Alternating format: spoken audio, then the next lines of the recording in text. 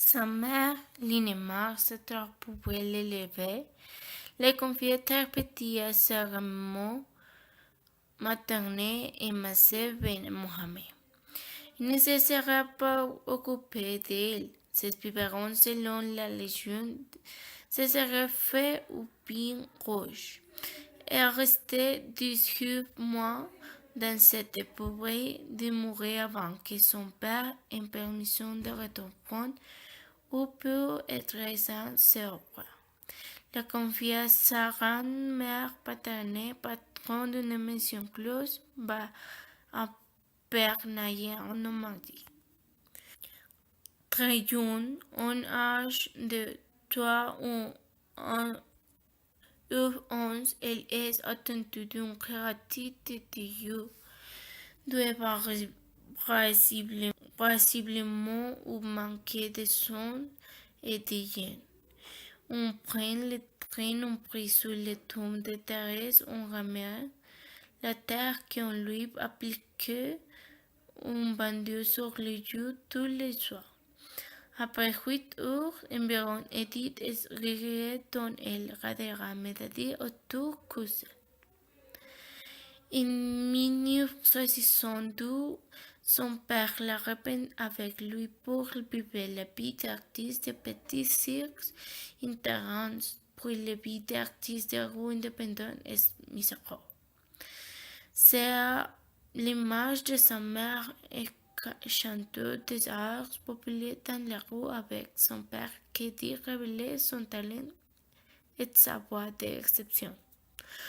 En 1932, elle quitte son père et chante dans la rue avec Simon Berthoud, dit mon nom, qui deviendra son ami, son alter ego et son ange maudit.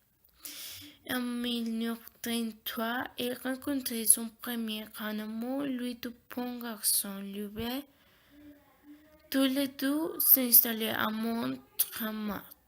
Le 11 février 1933, âge de seulement 17 ans, elle a un fils Marcel, de Louis Dupont, devenu son amant.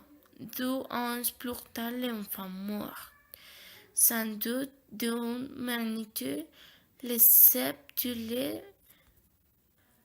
1935.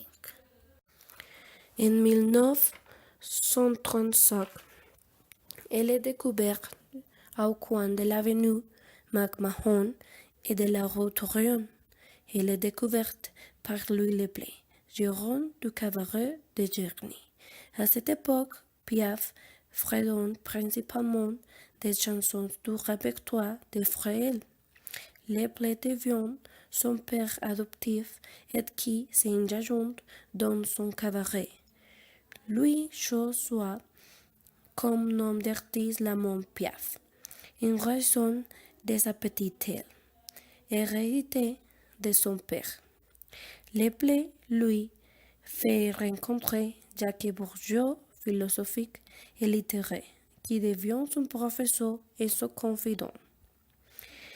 En 1936, elle enregistre son premier disque, Les Mondes de la Doge, chez Polydor, et connaît un succès public immédiat. Son premier succès a déjà lieu dans le cabaret de Leplay, qui l'avait engagé initialement une semaine, mais où elle est triomphée pendant 7 mois jusqu'à l'assassinat de Leplay. Après sa mort, la carrière de Piaf était à nouveau de la même manière, sans succès, parce que des mauvaises affaires de Leplay qui ont été découvertes. Son talent et sa voix sont remarqués entre autres par le compositeur Raymond Asso et par Maratir Monet, sa future et fidèle amie, qui l'accompagnera tout au long de sa carrière et composera les musiques de Mon légionnaire, Hymne à la mort, Milord, Les amants d'un jour, Après le plein assaut devient son nouveau mentor, et il la prend en main et la fait travailler pour en faire un chanteur professionnel de musique hall.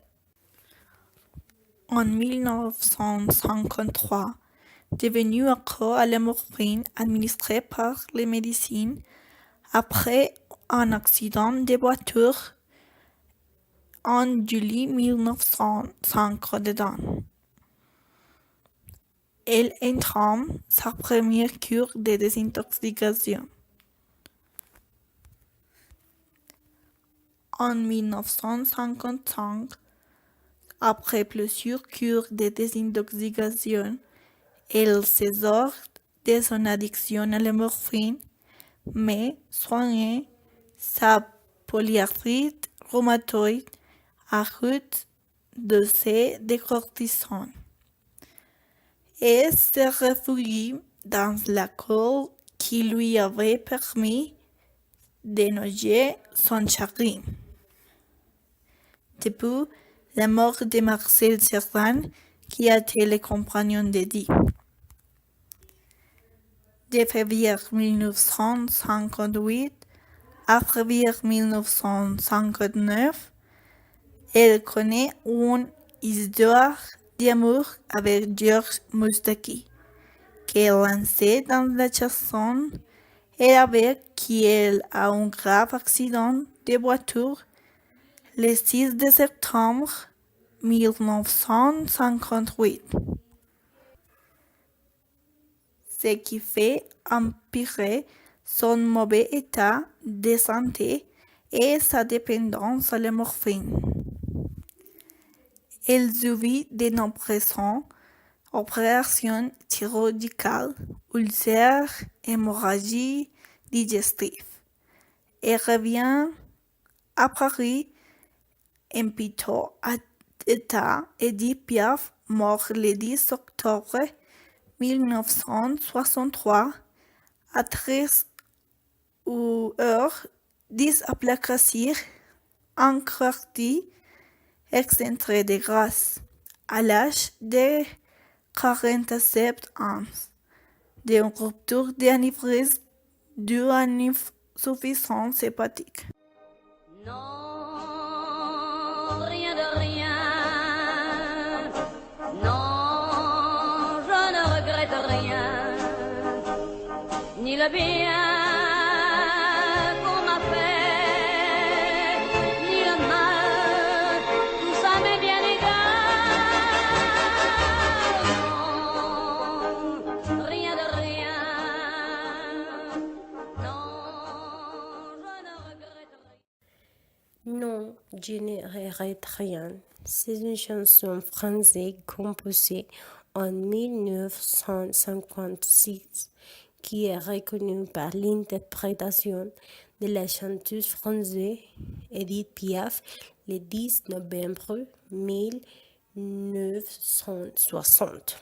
La chanson était composée par Michel Bouquer et la musique était composée par Charles Dumont.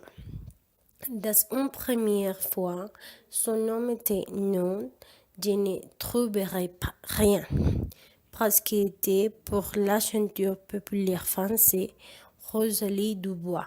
Mais pendant un Edith, il la changerait par Non, je ne regrette rien.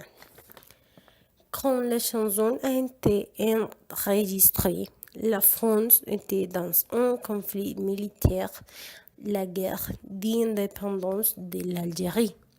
Edith a décidé la chanson à la Légion étrangère, qui est un corps de l'armée de terre français formé en 1831 pour permettre l'incorporation des soldats étrangers dans l'armée française.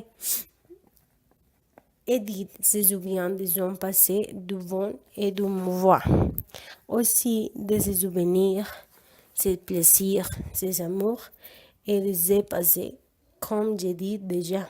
Aussi, qu'elle ne regrette rien pour sa vie et pour ses joies.